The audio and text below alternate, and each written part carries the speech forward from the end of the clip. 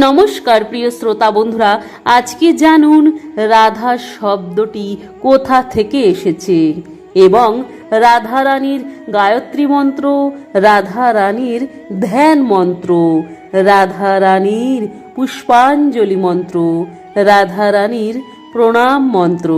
তবে বন্ধুরা মন দিয়ে শুনুন, রাধারানীর কৃপা লাভ করুন। রাস শব্দটা এসেছে রমণ থেকে। রমণ শব্দের অর্থ হচ্ছে আনন্দ বর্ধনকারী। ধা শব্দটা এসেছে ধারণ থেকে।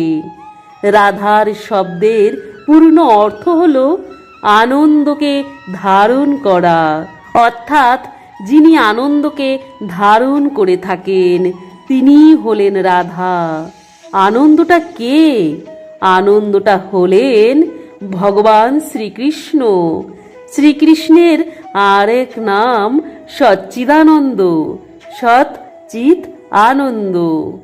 আনন্দ স্বরূপ শ্রীকৃষ্ণকে যিনি মনের মধ্যে ধারণ করে আছেন, আত্মার মধ্যে ধারণ করে আছেন, তিনি রাধা। রাধাকে বৃষভানু নন্দিনীও বলা হয়। তবে বন্ধুরা গায়ত্রী মন্ত্র রাধারানীর। ওং বৃষভানুজায়ে বিদ্মহে কৃষ্ণপ্রিয়ায়ে ধীমহি তন্ন রাধা প্রচোদয়াৎ। রাধারানীর ধ্যান মন্ত্র। ওং তপ্ত স্বর্ণপ্রভাং রাধাং স্বর্ণালঙ্কার ভূষিতাম নীলবস্ত্র পরিধানাং ভজে বৃন্দাবনেশ্বরীম।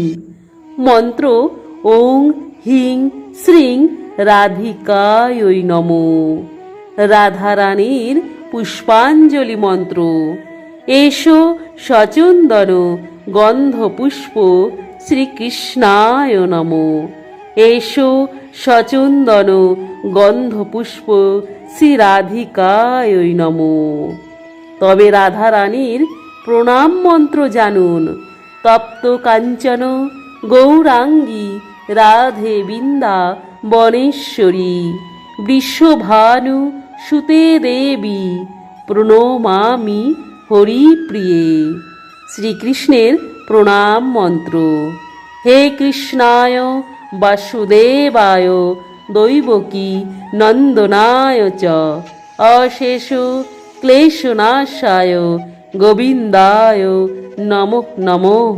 হে কৃষ্ণ করুণা সিন্ধু দীনবন্ধু জগৎপতে গোপেশ গোপিকাকান্ত রাধাকান্ত নমস্তুতে।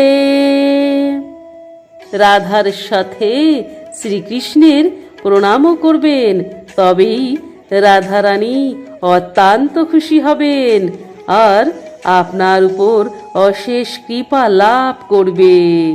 তবে বন্ধুরা কমেন্টে জয় শ্রী রাধে লিখতে ভুলবেন না।